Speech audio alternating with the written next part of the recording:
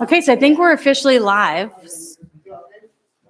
So Audrey, are you ready? Yes. I mean, I'm not calling you. I saw you. No talking. Okay. So I think we're live. So we'll officially kick off our second budget committee meeting. Yay.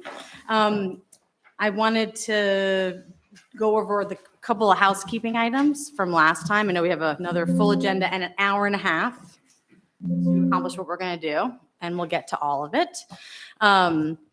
Jill is muted, and online, but not feeling well and sick, but she's here in more than spirit and part of it. So my co-chair, your co-chair.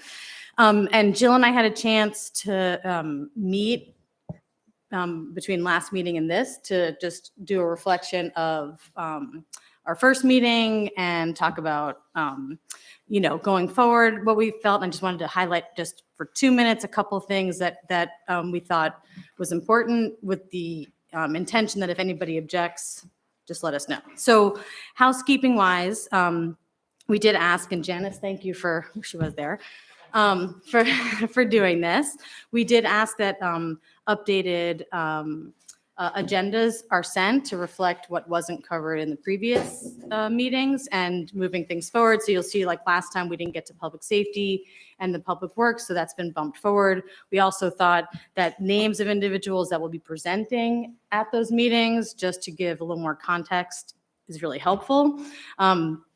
Jill and I are paper people, even though, computers are awesome. So we also asked that handouts be made available. And also, we know we don't typically get the binders until the budget is published for us to review, but we have asked to accelerate that some so that we can, have presentations ahead of time, make notes if you're like me, and kind of start to consolidate those things. So we're working on getting all that in place.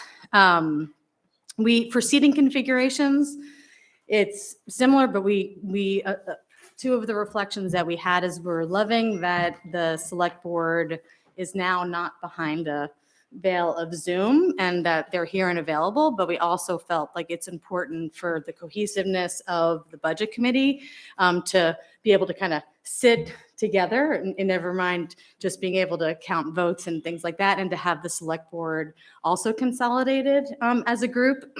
So we're and again, because we want to have conversations, ask questions, be able to have some of that dialogue back and forth, but also recognize and maintain some cohesiveness for us. That's kind of why the formality, and name tags are just nice because let's face it, sometimes you need a reminder.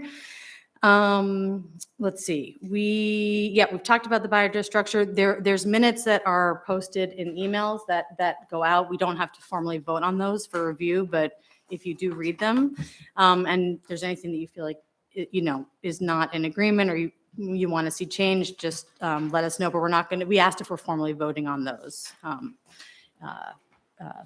at the start of the meeting, which we're not. Okay, that's my housekeeping. Any questions before we? Okay. And then Audrey, I know we've got lots of presentations to go to, but Tom did ask if we can just circle back to an update that he wanted to offer from last meeting. So.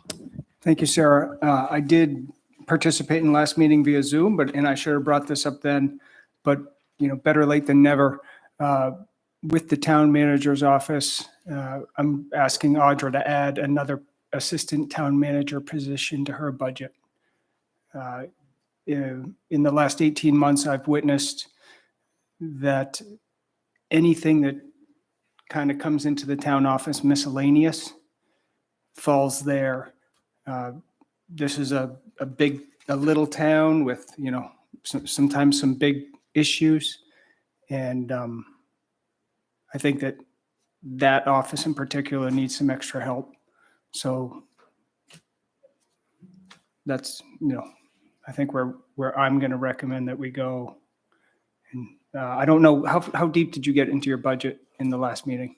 We We didn't. Okay, yeah, so I But- wanted you out the budget.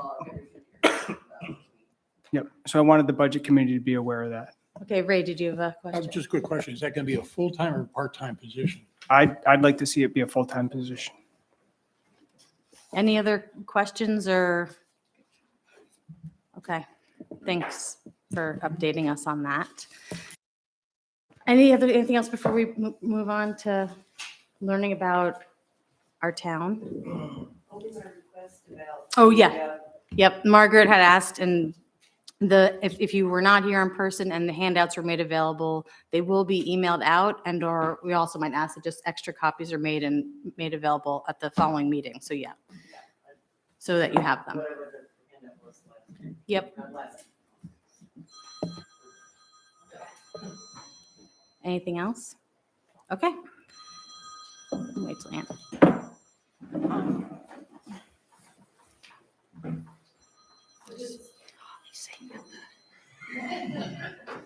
He doesn't want to set his standard. I'm not gonna.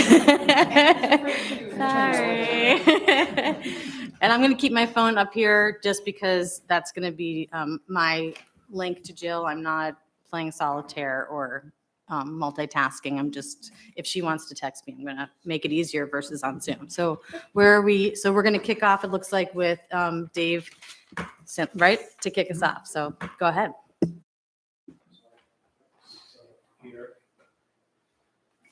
Okay, so I'll try to go through this real quick because I know you have one minute. So this is just the general responsibilities. I'm Dave St. Brett, and I'm in charge of the Public Works Department, partially in charge of the wastewater treatment facility too. Are you mic'd over there, just so folks on can see? Yeah. So you want me to repeat that? Okay, all righty. Still Dave presenting, just so. Yes. Okay, so like I said, I'm going to try and go through this quickly because I know you have a big night.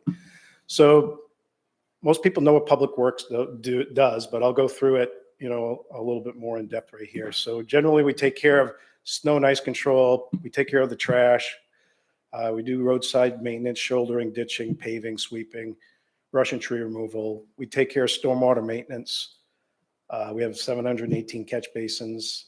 We take care of most of the town fleet with maintenance and repair and inspections. We assist other departments like the harbor, town hall, and the snow bowl, take care of the floats, put them in and out. We do townwide infrastructure project management, traffic signals, street lights, do dam maintenance inspections, water level recording, emergency planning for town-owned dams, oversight for all the trees in the right of way, including shade tree planting, watering, pruning, and hazard tree removal. We take care of parking lot maintenance, and we had 0 OSHA recordable injuries all year last year.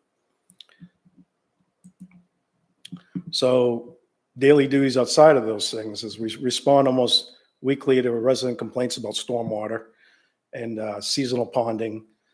We take care of, like I said earlier, the brush and the hedge trimming, sidewalk repair, sign defacing and graffiti, light pole and collision replacement when needed, sign pole straightening, water level changes, we respond to those, street light changes, we respond to those, traffic signal repair, we respond to those with the help of the police department. We do culvert replacement, road opening, permits for sewer and water repair, and I'm the liaison for the Conservation Commission. Public Works road overview. We have 160 roads, 58 centerline miles of road, 148 roads and 38 miles of town-owned, and 12 roads and 20 miles of state-owned. And the department is responsible for 13 and a half miles of sidewalk. We have 15 trucks, 10 are plow trucks, a backhoe, an excavator, 3 sidewalk machines, 8 plow routes that take about 3 hours to complete each, and then as well as sidewalks, which take 4 to 8 hours depending on the storm. I'm not going to go over all the things that we did this year, but I'm going to go over 2 of the larger projects that we worked on. We worked on the Pearl Street project. This was a huge project, 4,000 feet of road repair, infrastructure replacement, And I'll get into a little bit more depth into that when we get into the wastewater piece, stormwater replacement, water replacement. You can see, you know, this was a deep project. We dug and replaced, you know. Ooh, you do, Mute okay. everybody else. Okay. Oh, I don't know what happened. The second project we did was the public landing. Public landing was in rough shape. We basically took apart and ripped out all the old public wharf. And then we poured a foot of concrete, rebar, formed it all up, prepped it all for the decking. Once the decking was put on, we took all the old wood, we gave it to the hatchery program with the high school, and they built picnic tables out of it. We actually planted 46 trees this year, planted and placed them all into the GIS system. That tree on the right's the tree at Lake Beach. We replaced the little one down below and put a big one up above. And that's it for the Public Works Department. So I'll go into wastewater here if I can find it. Are there any questions for the Public Works from budget? Yes. Go ahead, just grab your mic. Ray Andreessen. Quick question, because we'll get into it later. Pearl Street, is that finished or what's the status? So status of Pearl Street. So it started out, we were going to do a half of Pearl Street. And then when we started digging into Pearl Street, we found that basically everything was ripped apart. I'm going to show that a little bit more in depth in the wastewater piece. So we tripled the size of the project. We replaced, like I said, like 80 something laterals. So that's all the way from the home to the main. We replaced the entire main, and we replaced all the stormwater and almost all the water line. The main water did that piece. Then we completely rebuilt the sub base. We put in curbing, sidewalk, and road. And we've got the binder coat on that. And we're going to let that settle. So when you do that much digging and infrastructure replacement, there's a lot of disturbing of the sub base, and you want that to settle over the winter. So we're going to let that settle. And then in the springtime, we're going to come in and we're going to put 2 inches of pavement on the top of it, which will take a lot of the wave and everything out of it, and then tile the driveways in. And then we're going to have a landscaping company help us with the little sidewalks or little walkways from people's homes that go up to the curb. So what some people are asking about is curb. There's curb on both sides right now. Before, there wasn't curb on both sides all the way. One of the reasons for that is before we started this project, I sent out a questionnaire and asked people what are the problems with Pearl Street. And one of the big problems is the non-curb side of Pearl Street was getting a lot of water that was washing from the road and going into their yards. So the way you deal with water on a road is road is built like a crown like this, right? So the water, most of your water is coming from a lot of it's coming from your road because it's an impervious surface. So the water lands on it, it has to go somewhere. And if it's not going in, you have to convey it to a point, which is a catch basin, and take it to the outfall, which is either the river or the ocean. So if you don't create the proper conveyance, once the water runs off the crown of the road and hits the gutter, it needs to follow down the gutter. And that's what the curb does. It acts as a gutter, and the water will run down the curb and then get to the catch basin and go in the catch basin and then go out to where it's supposed to go. Before that, it was going into people's driveways, going into their little walkways. So a lot of people are asking, well, my walkway is lower now than the curb.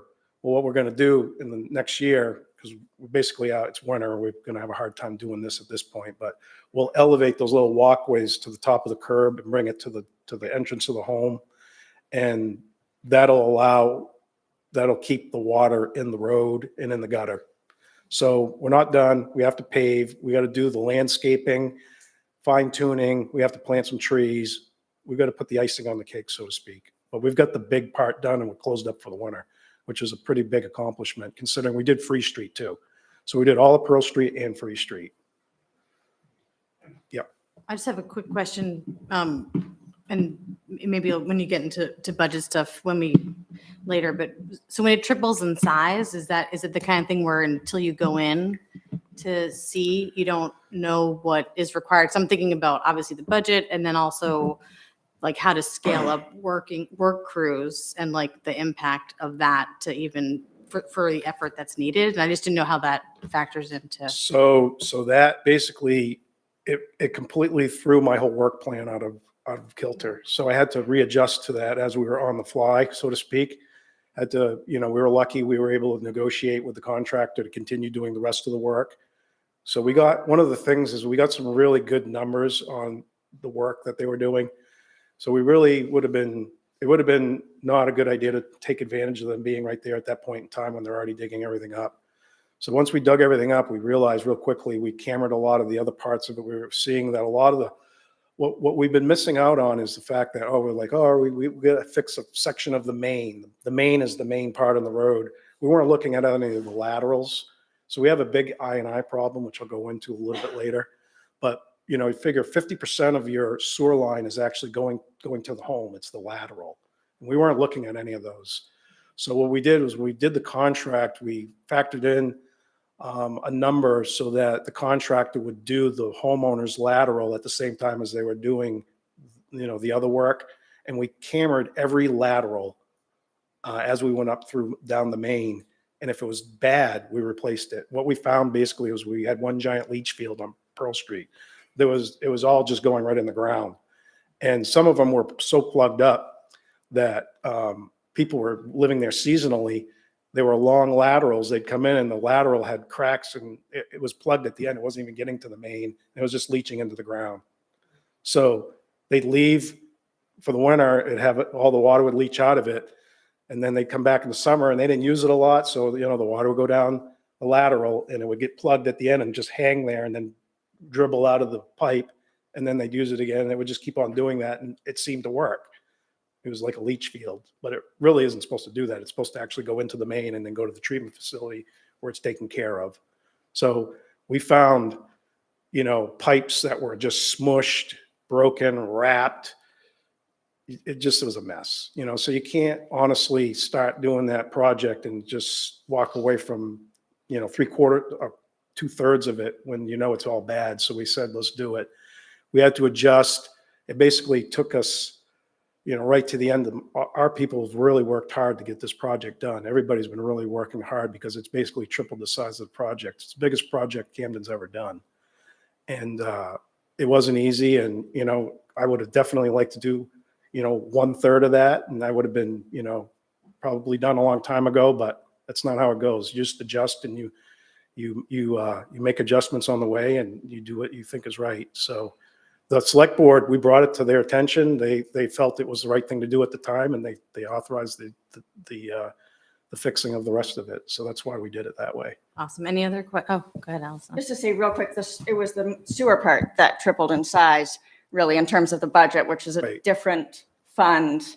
It's a special revenue fund. And so the funding for the stormwater part was really as budgeted, but it was all that extra sewer All the stuff that extra they stuff. found, which in Dave's defense, he wasn't in charge of the planning for the sewer yeah. part of it. So it was kind of like, as we realized there were more problems with the sewer and DEP was realizing there were more problems Yeah, than. no, I was just, and I was just really more thinking of like how you triple when like trying to get workers and you know what I mean, like on the fly doing like Oh, yeah. what that. So that was what I was The asking. sewer piece is the part that took a long time. That was the part where we dig real deep and put the line in and do all the laterals. That seemed like 90% of the work on the project. The road part, the curb, the sidewalk, that all stayed the same, but it all got pushed back to the end of the project. And that's why we didn't get everything completely done. We probably we almost made it. If we would have had, I think maybe 3 more weeks, we would have got everything. Margaret, you have a question? This is just my curiosity because I've lived in towns where you own a home, you're responsible to be going out. Where does Camden's liability to serve a sewer line So stop? the way it works is, I mean, the ordinance covers any failing sewer line, whether it's on private property or public property, but the town is responsible for the line or the lateral up to the right of way point. And Up to the right of way. yeah, and then from the right of way to the home, is a homeowner's responsibility, and they paid for that piece of it. And what we did was, we set up a plan and where we kept track of all those costs, and we're back billing the homeowner for that piece of it after they authorized doing it, so that it gives them time to pay it back over a little, over a period of time, which makes it a little easier for them. And that's something that we've never done before. Yeah. And I want to say that the entire town is looking forward to driving down Pearl Street and not having it be a slalom ride in Yeah. your car. Boom, boom, boom, boom. Avoid the pothole. Well, it's pretty smooth right now. We've got one more little thing to fix. Very good. But it's, Awesome. I think it came out good. Any other questions before we move on to wastewater? Speaking of leach fields, I'm just kidding. Go ahead, Ray. Did you have a question? Ray, did you have any question or no? Okay, okay, okay. Yep.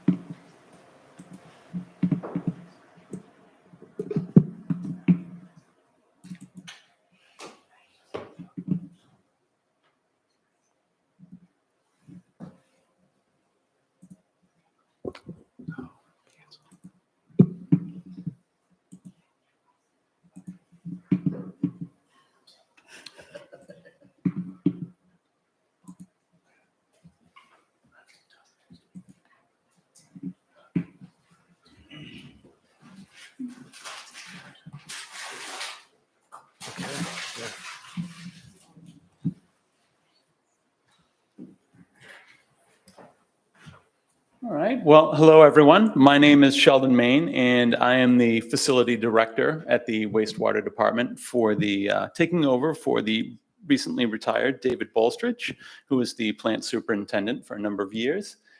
And so we're going to do sort of an abbreviated overview of the wastewater facility and the sewer shed. And all that entails, and the regulatory requirements, responsibilities that we do on a day-to-day basis, et cetera.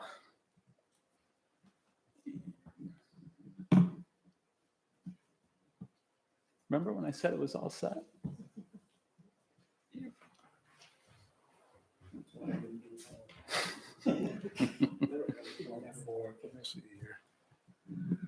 Let's try to get out of it, and then we'll try to open it up again.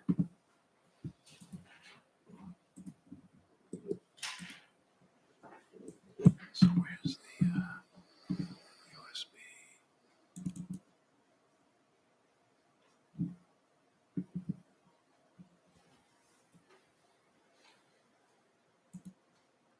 There you go. I think I got it now. Okay. There you go. All right, so the treatment plant was built in 1970, and we are licensed for 1,210,000 million gallons a day of average flow.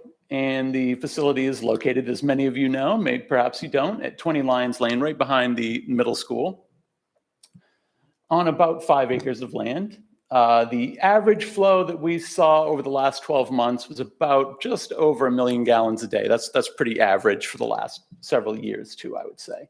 The average, low flow for dry weather, about 500,000 to 600,000.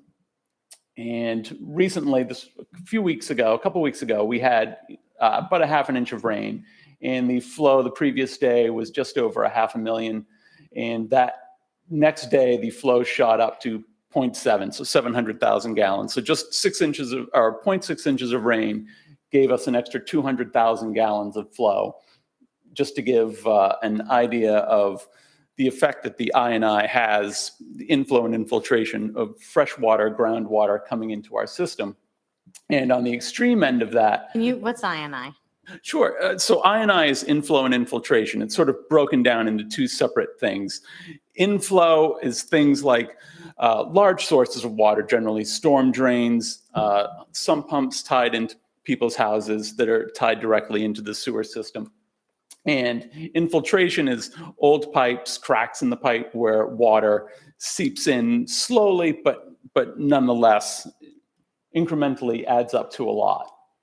And so an example of a heavy rain, a 4-inch rainstorm, the plant received over 3 million gallons of flow that day with a peak flow of 6 million gallons all rushing into the plant. And this can happen within two or 3 hours of a heavy rainstorm coming in. So it's quite dramatic at the plant, and the effects of the rain are quite instant. We have 5 employees, an operations director, 2 plant operators, a plant mechanic, and the centrifuge operator / assistant mechanic. And I'll get into what the centrifuge is in just a moment here. And a What's little the bit. max flow the facility can take? It's designed for a max of 7 million. So say with that 4-inch rainstorm, it's getting there. What would happen with like a 7-inch rainstorm? Hopefully it would be a short enough duration that the plant could handle it in that limited window, but it's What would happen- conceivably you would bypass. And what would happen if you couldn't handle it? Like what happens if you go over it?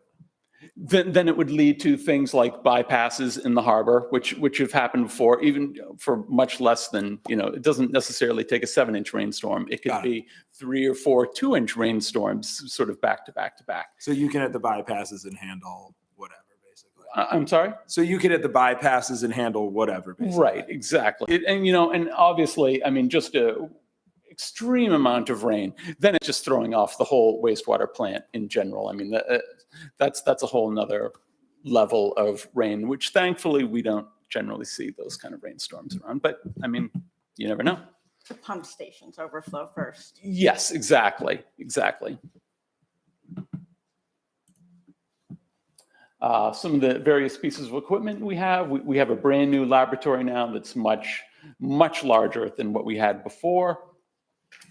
We have a small camera van for televising and recording sewer and storm sewer lines. It's a small camera on a wheels that can go inside the various sewer lines as long as they're not too small.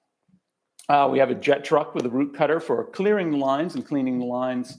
Portable generator, obviously for power loss at some of the stations. 4-wheel drive tractor, fork truck, a 3/4 ton pickup truck with a lift gate, 1-ton dump truck, little Ford Transit van, and a 1/2-ton pickup truck. And just some of the day-to-day responsibilities, obviously a lot of lab work every day, daily process checklist, making sure equipment's running properly, inspection of the 2 main pump stations, the 2 large ones at Bayview and Rawson Avenue.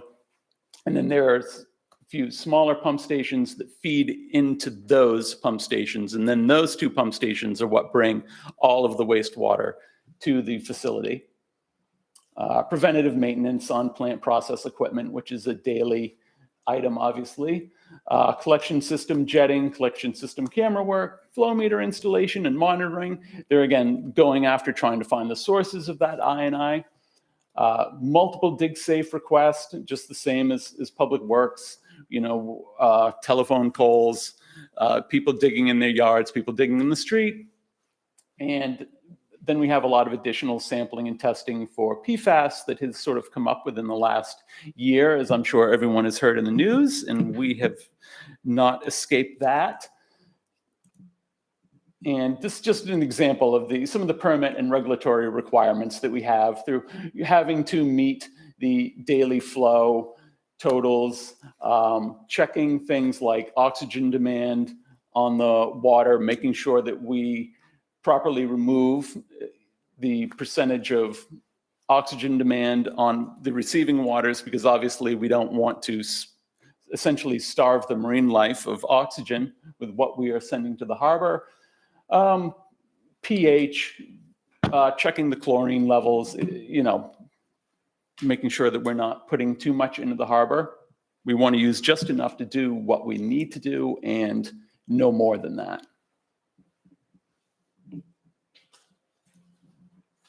And so the treatment plant itself, the water sort of follows the red arrows in where the two first stars, I think you can see up there perhaps, all the wastewater enters there. The rags and grit, rocks, all of the solids are taken out, as many as possible taken out there. The rags, we have a new Headworks machine that's a giant bar rack with a screw compactor that compresses all the rags and cleans them at the same time and makes them easy to dispose of, and so they don't get into the process system. And from there, it goes on to a set of 4 different tanks that each perform their own duties. Some of them are for nitrogen removal, some are just for mixing and aerating the. That's what he's talking about right now. And so then everything gets mixed, aerated. The process really happens there where the microbes are breaking down the wastewater and moving on to the 2 circular tanks, which at that point is the sort of the final destination where the solids settle to the bottom and the clear effluent heads out and follows the blue line down out for all intents and purposes, where it's mixed with sodium hypochlorite to disinfect any fecal coliform that may be left in there. And it heads on to the harbor. At that point, it's sort of a giant contact chamber. The pipe from the plant itself all the way down to the harbor, it's mixing with that hypochlorite, and the hypochlorite's doing its magic the whole time. And right before it goes out into the harbor, we are removing the hypochlorite using sodium bisulfite down at Bayview. And, sorry. And so that's essentially, there's some other process things of we need to waste some of that solids that sink to the bottom. And essentially, we need to process that in a way that we can get rid of, which is the centrifuge that we have now, where it essentially spins the solids at a very high rate, removing the liquids, and we can send it out to Juniper Ridge for them to get rid of. Yeah. Yeah, Mary Beth, just bring a mic over. I won't say mic. So I'm interested in towns that aren't on the water, that it all just goes magically into the harbor. Where does their disinfected water go? If you're like inland, where do they do with it? Rivers. River. So it just Yeah. always goes into a body of water? Mhm. Okay. I was just interested. Someplace we'll have to truck it off, but that's a small plant. Okay. Thank you. Mark, you have a question? And then I think I'll pass one on to Jill too, but with it being so close to the middle school Mhm. and that having just been recently built, was there like, I mean, in the disaster recovery plan, is there like extra like considerations in terms of like system failure and the sewage like overflow with the school proximity being so close?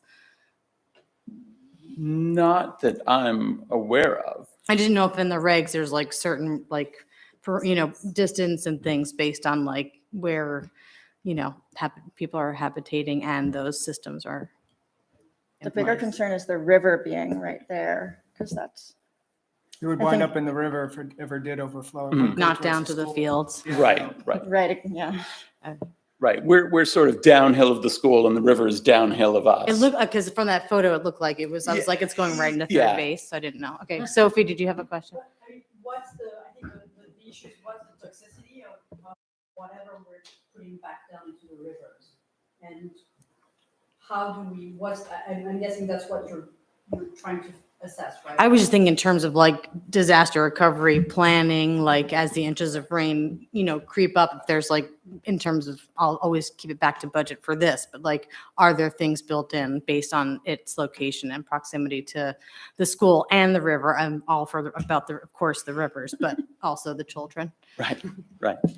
Yeah, like I said, nothing permit wise that's built into our permits, regarding the school and closeness and. I mean, it's right in a neighborhood too, so there are all the people that live there. that- And then Jill has a question that I'm going to put forward to you, and you can bake it into your presentation and or even circle back. And I know Dave, for you as well, but we were just in terms of, for the department heads, making sure you're also sharing some of the biggest challenges upcoming. I'm reading verbatim for her, upcoming changes and expenses that we might see reflected come March when we're meeting as a committee in the budget. So I just want to plant that seed just to make sure that those things are being, like I saw the 5 FTEs. I'd be curious as you get through this, like, is that working? Are you expecting to see more? So just have that in the back of your mind. Sure. I have Yeah. one quick dumb question. Because I'm new here. Is there any kind of, and this may be publicly available, so sorry if it is, and maybe you could just direct me there. Is there any sort of strategy, forward-looking documentation for the facility, for the wastewater treatment facility that looks forward and sort of discusses potential scenarios and, how it works, how your operation works, and that sort of, disaster recovery type strategy? Right, like a capital improvement type issue. Or just like some sort of operational overview document. Yeah. So we have an operations manual for the treatment plant, and it outlines, it's a playbook of how the plant runs. Got And what you do in the event of something happening, and it's basically an approved document that the DEP approves, and it covers all those kinds of things. I ask this because I'm just super interested Yeah. and I find it fascinating, and I don't want to bother everyone with silly questions. So if there's a document like that, I'd love to read it. So we have an operations Actually- manual, and they're working on a new one right now. Right, I was just gonna say, because this is brand new, Uh-huh. like, it's not even, Like I'm looking at this, I'm like, this is fascinating. I want to know more. There yeah, is, yeah. So there we is- don't have the new manual for the new plant because it's that new. And I realize there is some probably security, I would imagine, Yeah. issues with disclosing all of the operations of the plant potentially. Is that the case or no? Is it something No, that it's we can sort of publicly? more physical security. You really don't want people to be able to like access chemicals Got it. and get into the, like, if you were to, like, if someone were to go into the aeration tank, the aeration tanks are super aerated. Yeah. So you don't really have any buoyancy in there. So you wouldn't want people to be able to access Awesome. that. So that document will be ready. So we have the old one. We're working on the new one. We're actually, Brighton Pierce is actually probably maybe another This month. month. Yeah. And the old document is available There's so much stuff. publicly? There really is. Like, just send them the old stuff where we were Yeah, just the planning for the new facility when we decided to build it. There's that whole document.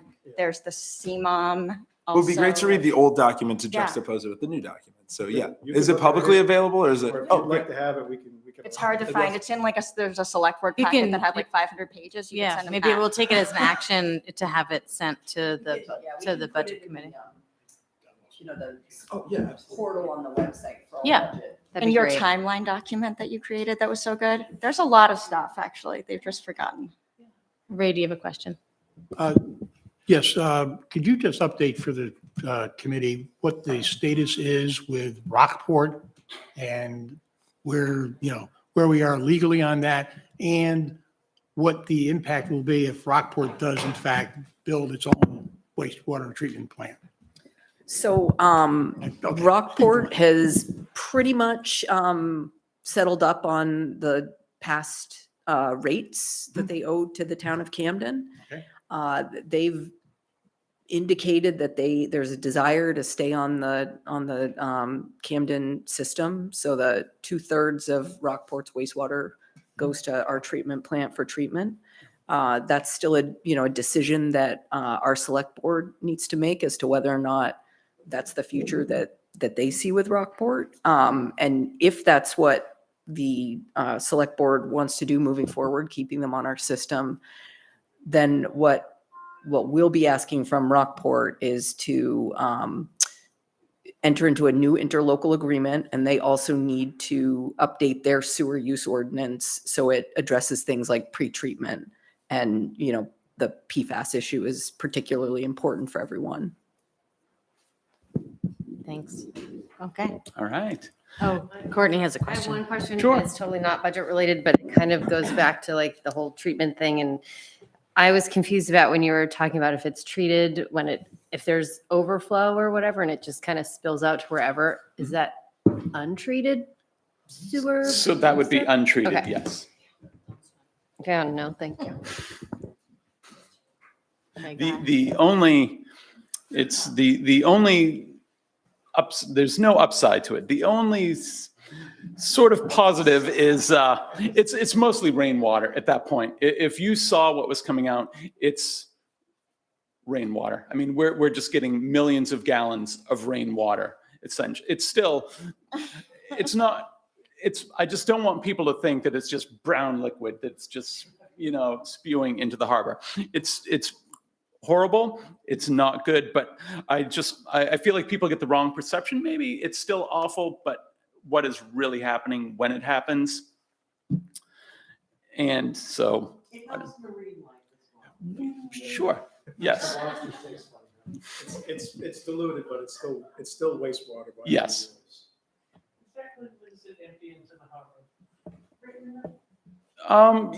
Essentially, there's an overflow pipe.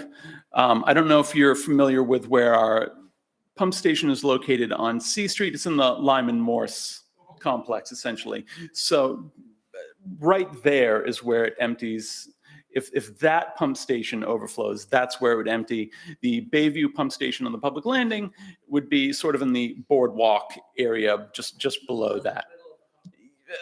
Essentially on the outskirts, but in that sort of central middle little part right there. 100 feet from Steve Pixley's shack. Yeah, that's when there's an overflow, but then there's the pipe, the intentional pipe that Right. is in the middle of the harbor. Yes, exactly. Okay, so oh, go ahead. Go. Yeah, put your mic on, Margaret. Who would tell tourists that there's a switch in the back of his office, and that's how we keep the garbage clean, and twice a day, they empty it and refill it. Just look right off the main dock there, and you'll see it. That's where it is. Yeah. That's where the outfit. And then he did point to that. Yeah. Okay, so just to be mindful of time, because we have a lot to cover. And the good news is we're all going to get to circle back to wastewater. I'm not cutting you off right now, but we're going to get to Perfectly circle all back right. to wastewater when we're looking at the numbers in the budget. So I'm just going to have you continue Yeah. because I want to So- make sure we go.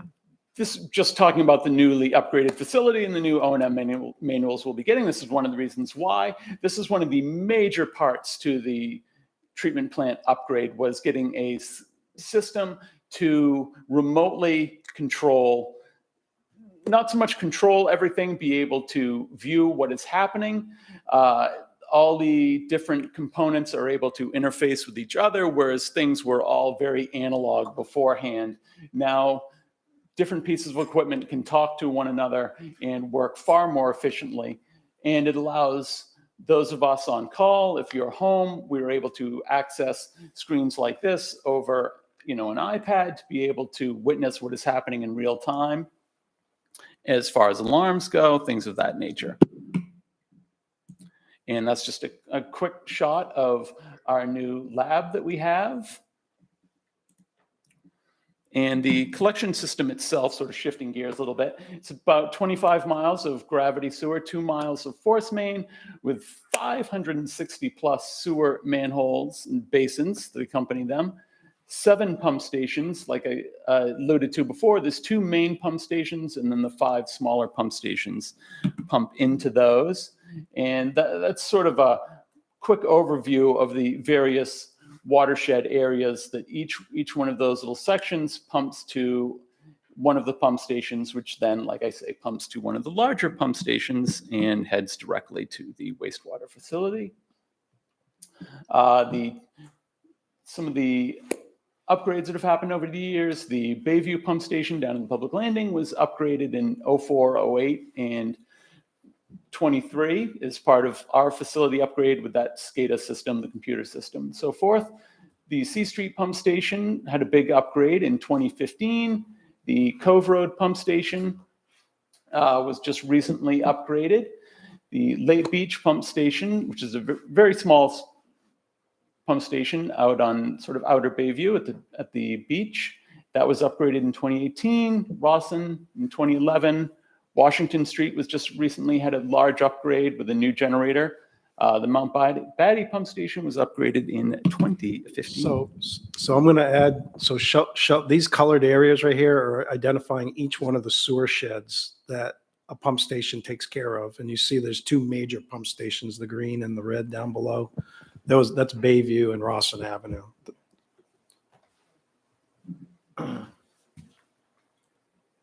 And I think I'm going to turn this back over to Dave again.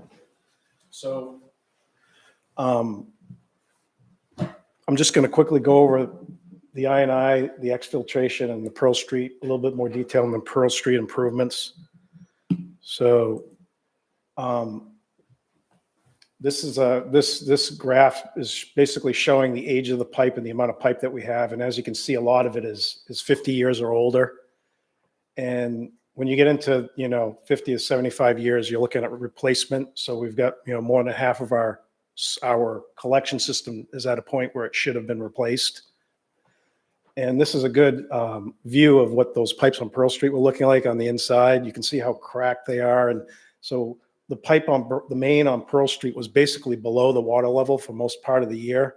So it was just taking on water continuously. And all that water goes to the treatment plant. And then you're paying for chemicals, and you're paying for electricity, and you're paying for all these things to treat this stormwater. And then you're limiting the amount of capacity you have for actually real wastewater. This pipe down below is an old type of lateral, what they used to make. It's called Orangeburg. It's made out of like a pulp and paper type of product. And back in the 70s, they thought it was wonderful because it was light and you could cut it with a little saw and you put it in real easy, but it doesn't really last and it turns to mush when you put it in the ground. Most of Pearl Street had a lot of that in it. Sheldon went over what inflow and infiltration is. This graph to the right basically is showing that, whenever it rains, this is the graph of showing where we had a flow meters in place. And you can see where we had high rainfall, the blue line, you can see that we had high infiltration numbers from stormwater. This is a little graph that is kind of showing what, a place on the right, this is how it's supposed to look. The one on the left is showing, sources of inflow and infiltration, roots, gutters, bad laterals, stormwater lines, all going into the stormwater system, leaky manholes. This is a graphic showing exfiltration. So not only does stormwater get into the pipe and then you spend money on treating stormwater, which you shouldn't have to do, you have the sewage and anything in the sewage getting out of the pipes and going into the aquifer and getting into the rivers and that type of thing. So this is kind of like this is actual pictures of Pearl Street and what these were looking like when we were digging up. You can see people just hodgepodge this stuff together. What we're doing to correct this is there's actually something on the books called the Master Drain Layers License. So we're setting up a training program and this winter, and anybody who wants to install laterals or connect into our main, which is a very expensive piece of infrastructure, is going to have to go through this training course.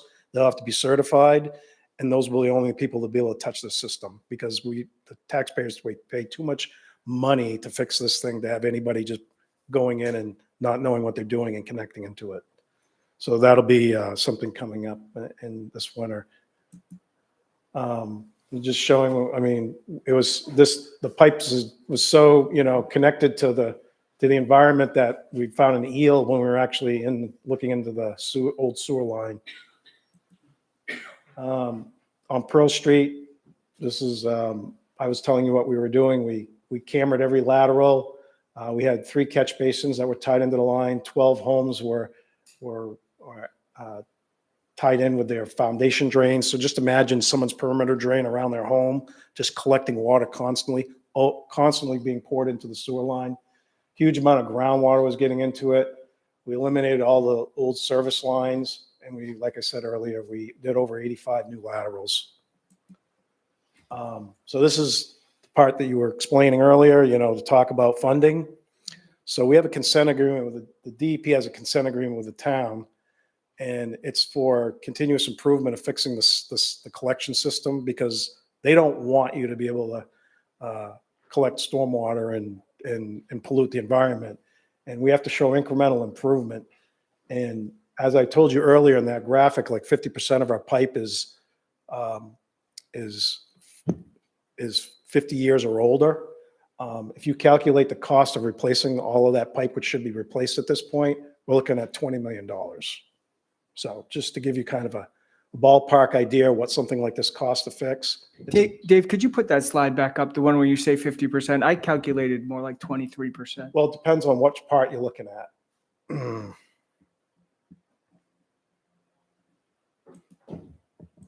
You're just looking at more than 50%, excuse me, more than 50 years old. Get the laterals too. It's okay. I mean, we don't need to get into it now. Lost it, but, yeah. The 20 million number, how is that? Who, was that internally developed or there's there a No, so what I methodology did for was that? I took, it's just a rough number. I took the total amount of pipe that we have that's over 25 years old is what I took, not just 50. Okay. got it. Because by the time we get to the other half, the stuff between 20 and 50, we're going to be at, probably closer to 50, you know what I mean? Because we'll never catch up. This is going to be a continuous process. I understand. Yeah. I understand it's a huge problem. I just wanted to be clear about that. Yeah, let's see here. You're looking at Thank this you so one much. right Yeah. here. Right here. Oop, I lost it. Okay.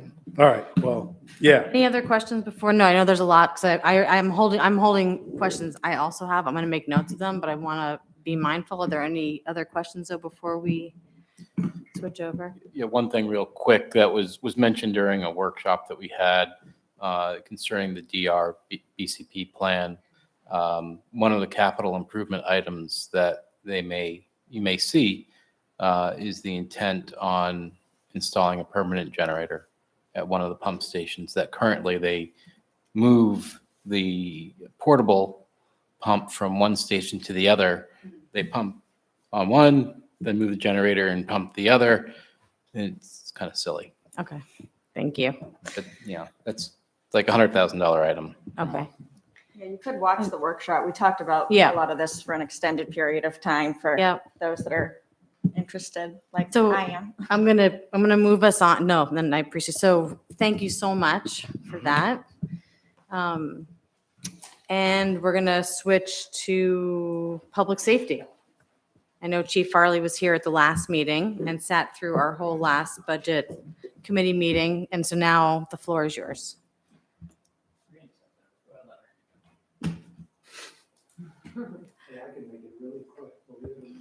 Okay, well, I will let you guys rocks, paper, scissors between the two of you, so go ahead. Microphone. Okay, Randy, yes, floor is yours, but you need a microphone so before you do.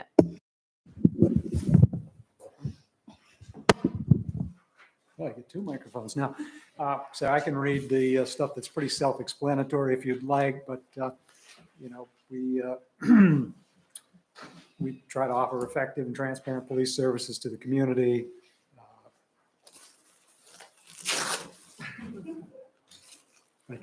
I tried. No. Maybe, Hold on. Maybe Chris should have gone. Anyways, Let me pop the lens back into those. let me see. Okay, good. Well, you get two different ones there. Effective, timely response to calls for service and needs of the community. Honest, integrity, caring, compassion, transparency by all members. I'll skip through some of it. Proactive community policing.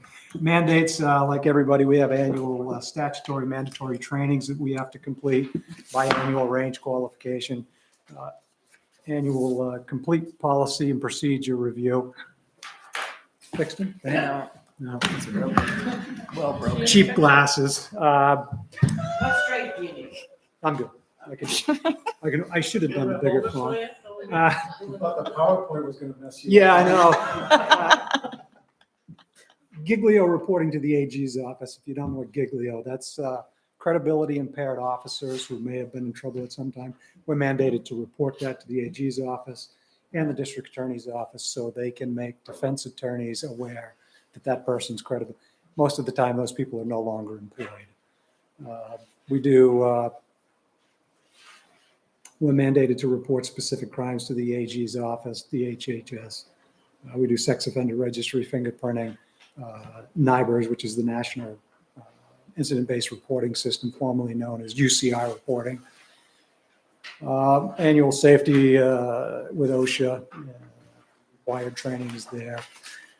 We operate 24 hours a day, 7 days a week, 365 days a year, mobile foot, and we also do watercraft when we have sufficient personnel, which has not been that much this year. The investigation of all matters reported, special event coverage, police private details, proactive and reactive patrols,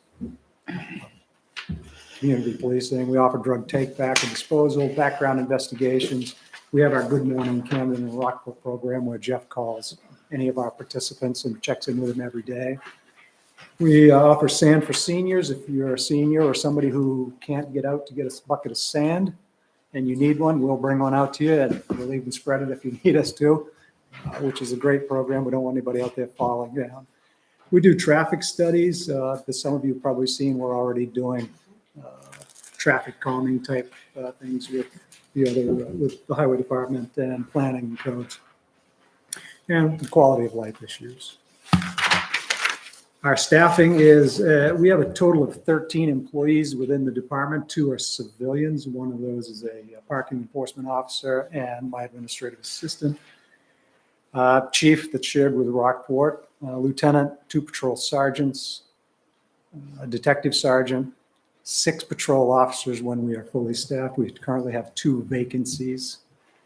Our experience ranges from those that have just a few months on, that are getting ready to go to the academy, to I have 35 years with the town of Camden. And I think if I've done my math right, I'm the longest serving, continuous serving police officer in the history of the department. Mike Geary, who's right behind me, he's got 34 years. It's 10 months between us. Our 2 patrol sergeants, one has 20 years, one has 10. The detective sergeant, Aaron Bailey, started with us as a part-time officer back in the 90s, went to Brunswick, served there for 22 and a half years, retired as a detective, school resource officer. Realized that retirement wasn't all that, wasn't making a lot of money there, so he decided to come back. It was great. The timing was great. One of my long-serving detective sergeant took the position with Knox County as their chief deputy. The officers, the patrol officers work a 4-on, 4-off schedule. The detective sergeant, the lieutenant, and I work 4-on, 3-off. The ticket officer works a 5 and 2, and the administrative assistant works a 5 and 2 schedule. In my areas of discussion, this has been a very challenging year and a half, 2 years for recruitment and retention. The offers come in daily to our staff. I've lost my detective who went to Knox County, as I said, to be the chief deputy.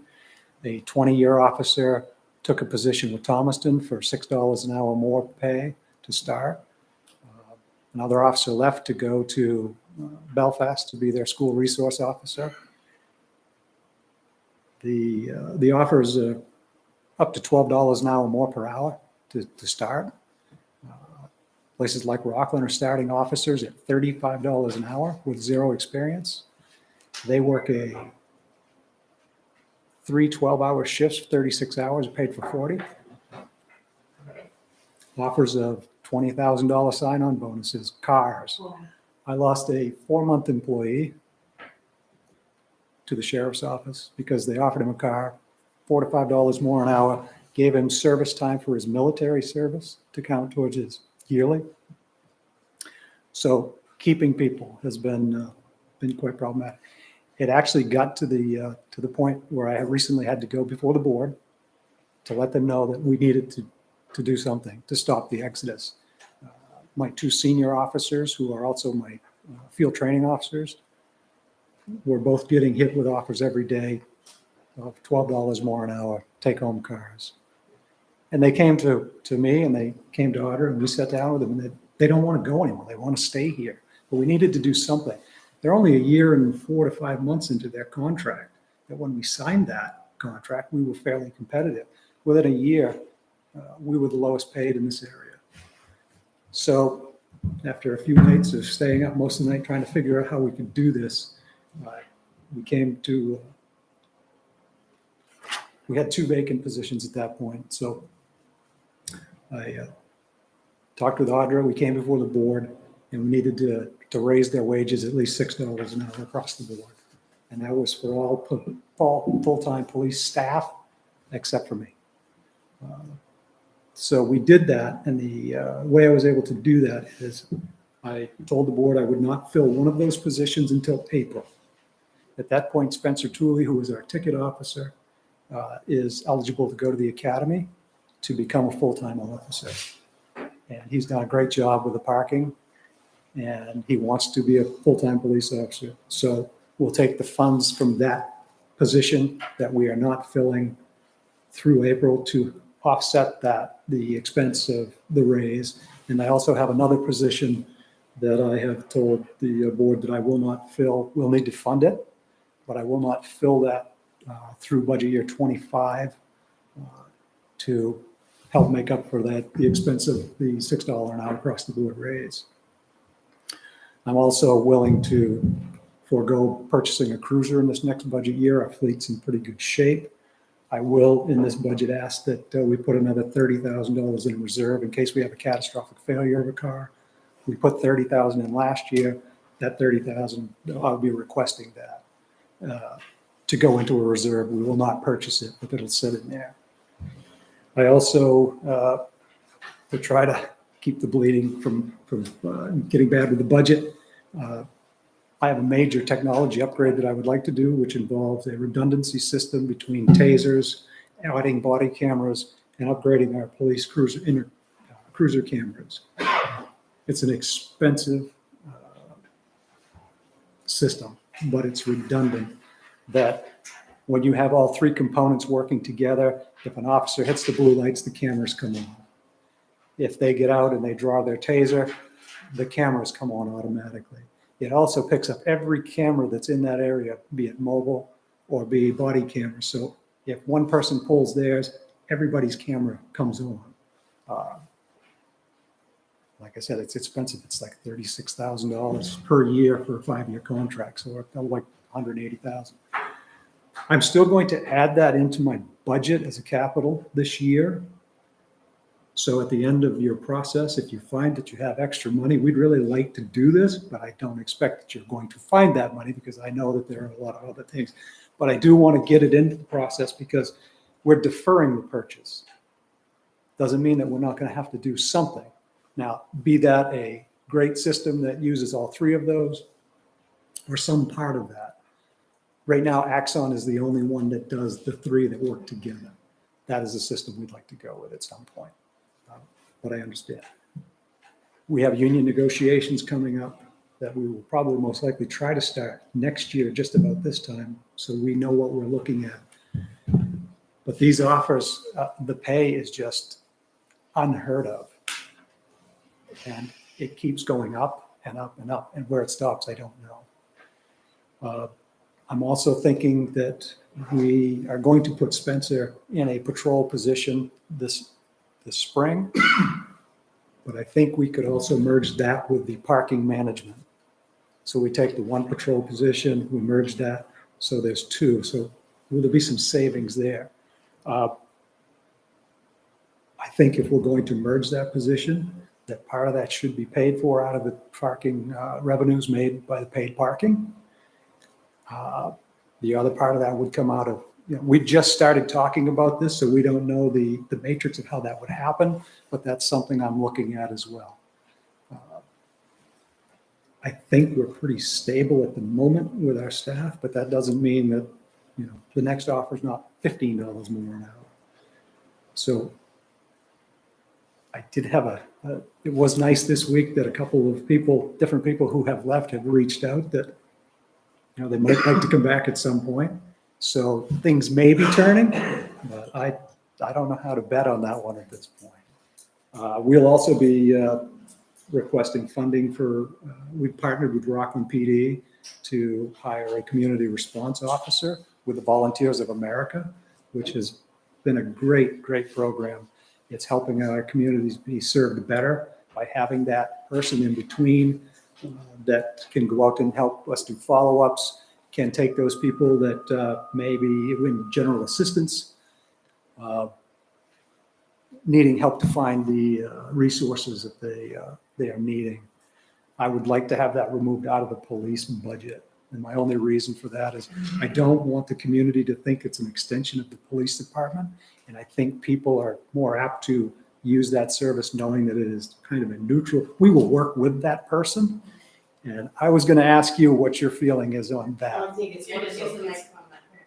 I totally support that. The Volunteers of America, that program is wonderful because I worked with it in Belfast. It's highly effective, and you're right. It just meets people where they're at, and they're doing like casework and just giving people what they need. And Mary Beth, do you find, I think there's a little reluctancy there from what I'm seeing. They show up with the police and they think that they're an agent of the police, and I don't want that. No, So I don't know. Once they really decide that that person's helping them, yes, initially there might be a little of that. So but that would be the only reason I'd see that it goes we move away. that into something. I don't. Can I say something right now that's not going to be popular, but I'm going to say it anyways.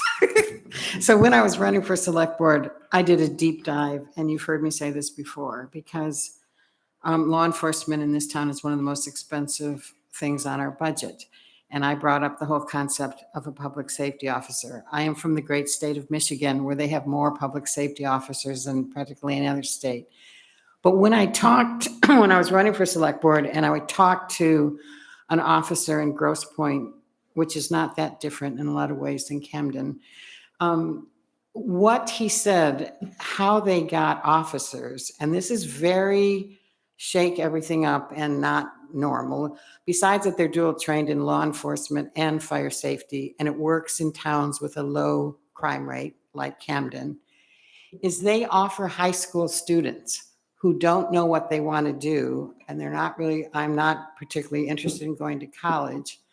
They give them full-time salary from the time they're training to be a fire safety and law enforcement. So right when they graduate, they have a job and they're trained. And then they have an expectation that for so many years, you'll work in this community after you've been dual trained. Highly successful. And this wonderful young man I talked to, Jerome, who said he had been in finance and absolutely miserable and hated it, went through this program. He said, but I could never leave. He was also married and had kids. This program made it, he was able to become trained as an officer, a law enforcement, and a fireman. And he said, I have meaningful work. I love my job. I work with a great crew. It's an interesting idea, and it works. And I think we should consider doing, as recruitment is a huge problem across the country, and it's very much here in Maine. Everyone's having a problem. But it does work. And I know people go, no, it doesn't. It does. If you do the research in Michigan and talk to some of the, especially in small towns like this. So I'm just throwing it out there. So we will be doing that with Spencer when he goes into patrol, because he is an EMT. That's He's wonderful. So we are looking at those type of things. We're also spreading the duties. We are going to be short-handed. We're spreading the duties about everybody in the department. We're all making adjustments to schedules and whatnot to make sure this happens. Yeah, I wasn't happy that I had to come and say that we've got to do this, but we've got to be creative. We had to bring the pay up to keep our employees. But like I said, it's every day they're still getting these offers. And it's not just the patrol. My detective has been offered another position. My 2 sergeants could walk out. My lieutenant could take a chief's job any day. There's not a lot of chiefs out there right now, so there's plenty of positions open. But I think everybody, the core group that's here wants to stay here. So I'll answer any questions. I know I skipped around, but you've got my outline. it's really And helpful. please, if anybody has any questions, even after the meeting, you can always give me a call. I know we will have more as it's coming up, but are any other questions before? No, then I appreciate the candor. I mean, of just what you're facing. So, It's not just us. Oh, I know. It's nationwide. So yeah. Any other questions? And Just a quick comment that for years, I've asked you, what's the right thing to do when a citizen has a concern that's not an emergency, they don't want to call 911, but things like, sidewalk parking, things that are just general disturbances.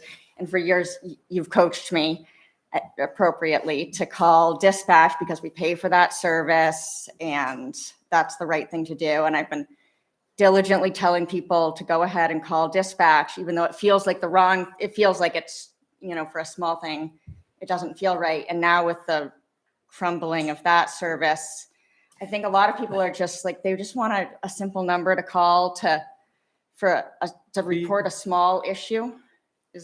The reason dispatch is called is because it generates an incident number. They are the ones that have to dispatch the officers. We don't dispatch from the office, because if you start having us dispatch and them dispatch, then they're going to not call there.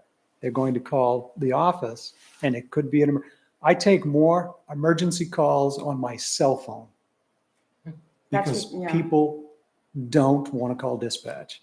They're like, hey, there's a bad accident up here. I didn't know who to call. 911 works. Please use it. Now, I will throw out there, and I'm glad you mentioned dispatch. Our communication center no longer gets the initial 911 calls. They're getting routed to Waldo County because the dispatch center was near collapse. And it was partially because of people getting jobs otherwise. That was the other reason we came in, because we had just gone through that. Chris and I spent a couple of weeks dealing with this, and it was not fun. So. Is there a detail, I mean, again, sorry, new here. Is there a detailed breakdown of the current police operating budget? Okay. Is that accessible? Yeah, that is. Are you talking the budget that we're going to be presenting? Like what's the current, what's the previous year's P&L? Oh, it's not quite like that, but. Yeah. It can be made available what was approved last year in the. No, the actuals is what I was looking for. Oh, like year to date. Yeah, I don't. For the last couple of years. Yeah, we can send around links to all the awesome. prior budgets that have all the actuals from Great. prior years. Thank you. Thank you so much. So what's the right number to call for non-emergency? I asked this. 594-5656 is the business number to the communication center. If you want to try calling down here at the office, which I do not want people reporting things to the office because we pay an exorbitant amount of money for dispatch. So say that one more time, because 594-5656. there should be an easy number for people. 236-3030 still works too. That feels like you're calling 911 when you do that. I That's what I call, but I don't feel it's. I would simply just advocate, and it's not really for this meeting, that to decentralize it, because having a group that has eyes on all the happenings in the entire community, if you centralize it and formalize it, then they can disseminate to those that are appropriate versus knowing who's on site for what piece. But I hear you. So what number? I'm 911? not experienced Okay, enough to have an opinion. I do. I'm just truly asking a question. Oh, no, What I know. number should I call? Yeah. No. 236-3030 will get you the Oh, dispatch. 236-3030. Okay. You have to All press right. 4 now because it doesn't go. Really not a good system. I've been, That's police, fire, and EMS. try it. Non-emergency. Awesome. They'll even send out public works. I can tell you, I was Put it not on the a website. fan of going to county I dispatch. I do it a lot, and it doesn't feel well received. Well, But just now that I can say it's you- been said in a public you- meeting recently. you have another number that I'm not going to give out, but you have it. No. but that's not- It goes right to my phone. We were at the Don't do that. I'll throw out there. And look, when we thought dispatch was closing, I was calling I hear ya. Verizon to get redundant phones to go to our offices Hear to ya. get 911 car. So put that, if that number could be put on the website, then people can say non-emergency number. I'll use it. Yes. Awesome. Thank you so much. Thank you. All right.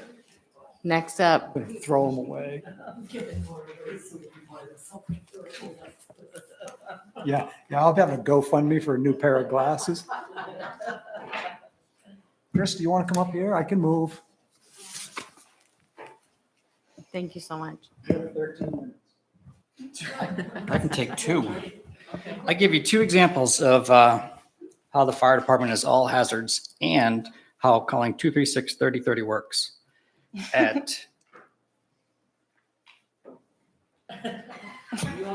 At 7 minutes after 6 on Monday morning, remember Monday morning was a wet, rainy morning, right? The dispatch says, the caller would like the fire department to come and assist with removing some of her gutter that is loose and blowing in the wind. That's how 236-3030 works, because that's the number I asked her to call when she had a problem and needed somebody to help her. Okay. That's also how we're all hazards. Of course I went. I got up, I went down and we helped her up. It wasn't actually gutter, it was fascia board, but she wanted me to bring in the chairs from the deck, but I told her it was probably too late for that. They're out there. They're not going anywhere now. Well, at least it wasn't my It wasn't my phone, it was 236-3030. She has my phone number, but she didn't use it.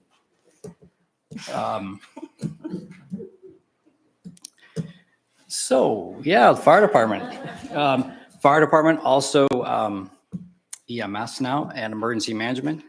Dave showed you the pictures of Public Works fixing the public landing.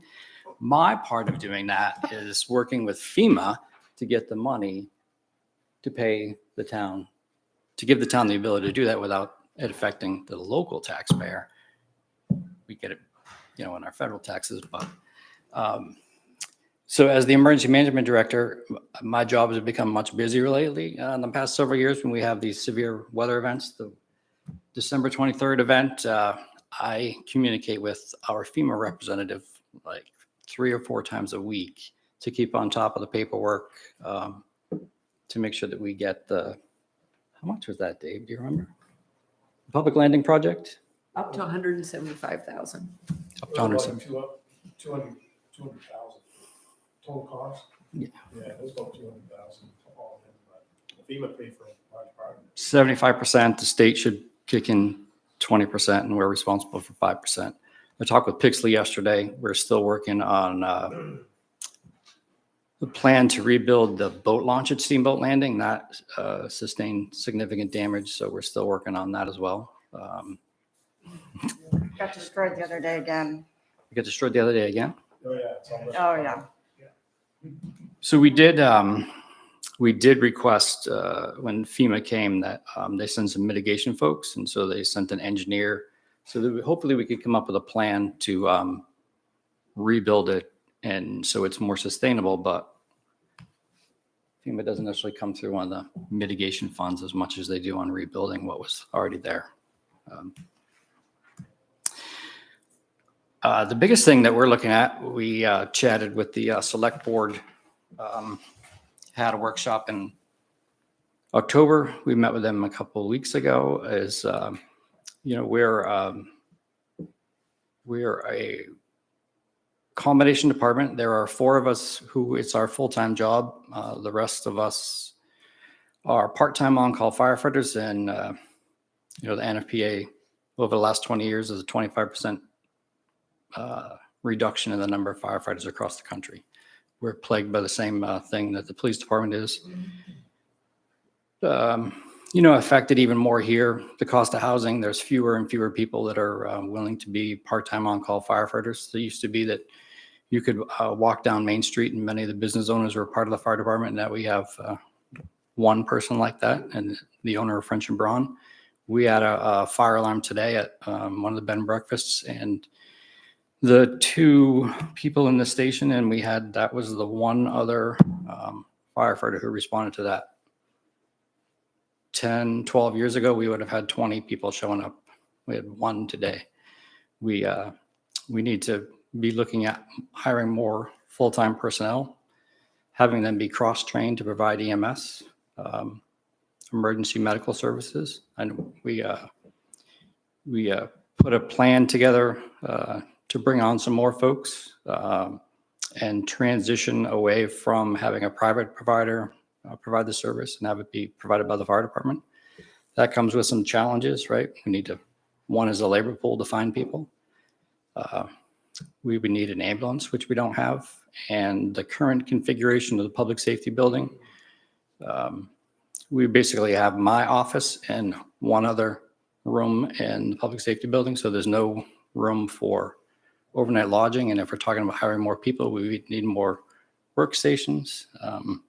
EMS requires continuous education, as well as the state EMS office requires that any incident that we respond to an EMS, the incident report has to be completed within 24 hours. Then there's also quality assurance of those incidents, and then the continuing education that comes out of those. So yeah, there's a lot going on, a lot of moving parts, a lot of things that we need to look at in the next couple of months. And ideally, I would like to see us do this not as just Camden, but joining with other communities to make this work.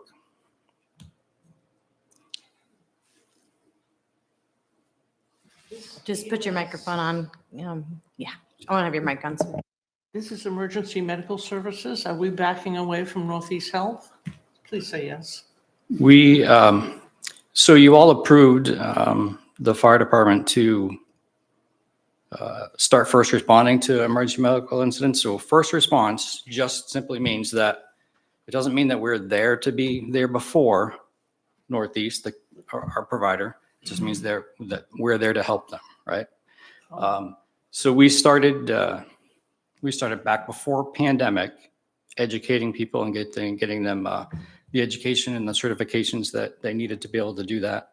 We received our non-transporting emergency medical services license from the state in, I think, February. We started responding on March 24th of this year. Collaboratively with Northeast. Since that time, I just looked, we've been on 275 incidents along with them.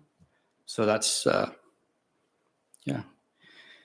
That means typically the fire department responds to somewhere in the neighborhood of 400 calls a year. Starting EMS March 24th, we are at 675 incidents. So obviously we're adding to our call volume, still doing it with less people. So it's a process to move away from the private contractor that we're using now, but That's the goal. that would be the goal. Great. Good goal. Yeah. It's costly. Well, Courtney you know, has, okay. when you're in that position, which I've been in 8 times with heart attacks, Northeast Health, when we had our own service here, was infinitely better than the private contractor because they were faster to respond. They knew where the streets were, which Northeast Health doesn't necessarily know. I got up at 4:30 this morning because they got called to an address that I knew was going to be a challenge for them to find. So I got up just intentionally to make sure they got to the right place. Yeah. And I wasn't the only one. There were 3 others of us there as well. This is just a history question. So I kind of piggybacking on Karen's actually, I mean, I remember when we had our own fleet of ambulances and there was a reason why we got away from that. Now it sounds like we want to get back to it. So is there sort of like a mini history lesson that you'd be able to, because I have no idea, I don't know what happened with that. I'm just curious why we got away and now we're going back. It's my understanding that Alan Payson, former fire chief, his name is on the building, right? A million years ago.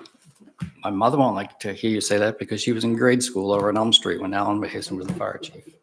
Alan started an ambulance in the fire department after World War II. It was in the fire department for, I never have been able to figure out when it transitioned out. Transitioned away from being in the fire department. Camden First Aid started. Camden First Aid had financial problems. In 2013, we came back to the towns with a significant cost increase. The towns decided to go out to a bid process, and Northeast came back at a significantly lower service cost. I'm not one to interrupt, but I know that there is a workshop on the history and I feel like there's a link that can be made there, and again, made available to, I mean, because I think I mentioned this in the last meeting too, because they're between with fire, EMT going in front of the select board and the discussions happening. I feel like if we make those links available, not that I do not want you to give the backstory of it, but I feel like there's education that would be helpful. And so if we can send those around, yeah, that I just wanted to. That workshop was awesome. And if you don't know anything about it, watch it. But yeah. Okay. Go ahead. The workshop is on the town's YouTube page. I Yeah, and imagine. also under the little portal for the budget committee this year, all of those background workshops. So the one that Chris and the fire and EMS department gave is there. Sheldon and Dave's more in-depth presentation that was similar to the one you saw tonight was there. I've also included with a timestamp the Randy and the union's presentation on the police struggles with recruitment is up there as well. So for anybody who's interested and like to dig more deeply into it, you can go to that area, and I'll send everybody a link to it so you have it through your email. Awesome. And you can go there and you can find all that information as well as all of the background information that's been produced to date on the budget. We'll keep updating that as we go throughout the year. That, and if you have any questions and you see me out walking around, stop me, ask me questions. Happy to answer them. I guess like a little background on the EMS stuff that might be helpful. So with our current Northeast Mobile Health Service, our current private provider, that was a very economical service for many, many years. It was just phenomenally inexpensive. And the reason it was so economical was because it was a split system between the 911 and providing interfacility transfers from the hospital. So Penn Bay, if they need to send someone to Main Med, Northeast would, in their ambulances, transport them down there. The difficulty with having, it split between what the hospital needed and what the four communities who were part of that, so Camden, Rockport, Hope, and Lincolnville, is that sometimes they would be doing an interfacility transfer and a 911 call would come in. And so there wouldn't necessarily be an ambulance locally available to respond to 911 calls. And so that just led to a lot of push and pull between their interfacility transfer responsibilities and their 911 responsibilities, to the point where the hospital decided they wanted to run their own ambulance service out of Waldo County or Penn Bay? I forget. Penn Bay. So now they're running their own service out of there to take care of their interfacility transfer needs, which means that Northeast is facing a sharp decline in their revenue from that source. So what I think it's pretty safe to say they're going to come back to us with a much increased contract price to provide 911 services. So that's hastening this discussion about the town taking back EMS, or taking on EMS and being the ambulance provider. So that's sort of the background as to why we're at that point. So just so I understand that correctly, they are using that up because of their decline in revenue at the hospital. They're coming back to the town and saying, we want to charge you more. Correct. Yeah. Because even though we really should be saying we're going to pay you less. Go ahead, Mark. Or we should be doing this ourselves, because it's kind of got to that tipping point Sure. where it's not like, it's more economical for us to run it ourselves, because we're also, running a fire service too. So they're, Sure. yeah. Go ahead, So that's Mark. I have a background in EMS. I did it for years and years, and the transfer system was much more profitable to a private company because they would get guaranteed rates. The 911 system, they often lose money because they'll show up for a call and there's nothing there. There's no billing they can do. So they lost more. It wasn't just a half and half system. They lost more money losing the transfer system they would have lost if they gave up the 911. So they're in worse shape than they were before. And go ahead. No, mine's going to be slightly shifted. No, yeah, shift. And then the thing that's interesting, we started this budget cycle early because we wanted to have a chance to get to know each of our departments in preparation for when the budget is prepared. I'm stating that because with the, it sounds, not that it sounds like, with the fire EMS reshaping, if you will, there's a very active with, and I should say indirect line with the select board and directional alignment, and they're kind of marching towards the development of the budget while we've already kind of started early in our session. So I'm saying all that out loud because I feel like there is a lot that it sounds like potentially will be presented to us at the time the budget is baked, with hopefully, what plan, is, been given the, what plan we can is going to be baked in, that may look very different than what we have seen in the past. I'm just thinking about how to bring that back beyond this session when the actual reviewing of the budget comes into play, because it is a work in progress. Is that? Yeah, Northeast is supposed to provide numbers pretty soon, as in during the month of December. Are they the only provider? They are the provider we currently have. Are there competitive providers? Yes. The hospital-based north, confusing because we have Northeast, and the hospital-based ambulance is North Star.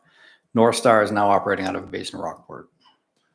And one more, if you were to, and this is a hypothetical, if you were to scrap, if the increase was so much and you were to just sort of decline it and redirect it to in-house employees, is that possible, or is there still like a massive delta? There's capital costs involved with an ambulance. For sure. I think Chris has said somewhere around $600,000 for an ambulance, for example. And also Chris proposed increasing staff as well. I think it was a total of 9, I thought, something's. I think it was 5 more 9. people. Yeah, 5 more people. So it would bring it to 9. So Probably you have 6. Sounds like a lot to consider. Maybe you There's- should send a link to our last select board meeting too. Where we Yeah. Yeah, so I think I had said this at the last meeting, that there are just now 2 select board meetings I think would be really valuable for the budget committee to see in terms of what that direction is and the why it's going that way. Because, and I've attended those, but I think in part because thinking about fire, EMS, and service to Camden, like what does it look like today? What is diminished in terms of the population of available and trained individuals, and and the ambulance piece being a major component of it, but still coming back to like, what does the fire EMS, department itself, like, what will that look like in the budget here? So, yeah. I think that's why I'm so interested in Yeah. in the previous actuals. Yeah. Because I'm, Yeah. as someone who's coming in new to this process, from what I hear, it seems like there's been a massive decline in operating budgets and people and resources, but there is a inversely increasing population in town that I would imagine has also exploded in the last 5 to 10 years. So, and will do so for the foreseeable future. So those things sound disparate. Yeah. Go ahead, Courtney. Has there been other bids? Like, how does that process, do you put like I don't know, like an alert out to other companies to bid to see if they would do better, or? I believe the current contract goes through 2026. Oh, so we're still in a contract with them. It's not Still in a like you're contract. renewing when they come back to you. It's not like a renewing contract. You're still in the thralls of it. Yeah, I think I mean, it's all subject to budget approval. Mhm. So that's kind of how that, it's only if it gets approved through the budget process. So, okay, so we don't necessarily, like, not saying that we wouldn't, but we don't actually have to be like, yes, we're going to approve that, Right, yeah. and could go with something else. Okay. Okay, so looking at time, just at 7:30, so are there any other, because again, so it sounds like, again, there's a lot more that needs to be discussed across the board, but in this one, maybe as we get closer to the budget review, refresher kind of where we're at. Is there any other questions for Chief Farley or any of our presenters that, for today? I can make a 236-30 call. Does it get No. But what if you call the same time as somebody else? Oh, it's gonna work. We, Why don't you call it and report Is there any way- sidewalk parking and see how they react? But this is great. That's an easy one to Yeah. remember. so I appreciate no, I believe you. I won't call it just for the sake of it. Any other comments, questions before we formally, we have to formally adjourn of, would anybody like to vote to adjourn today's meeting? Okay. And second. Okay, thank you guys, everybody. And Thank you, everyone. we have our next, let's look, hold on. December 14th, and then then there's a January, and then we have a break. So after January, we have a nice deep winter. Okay, thank you, everyone.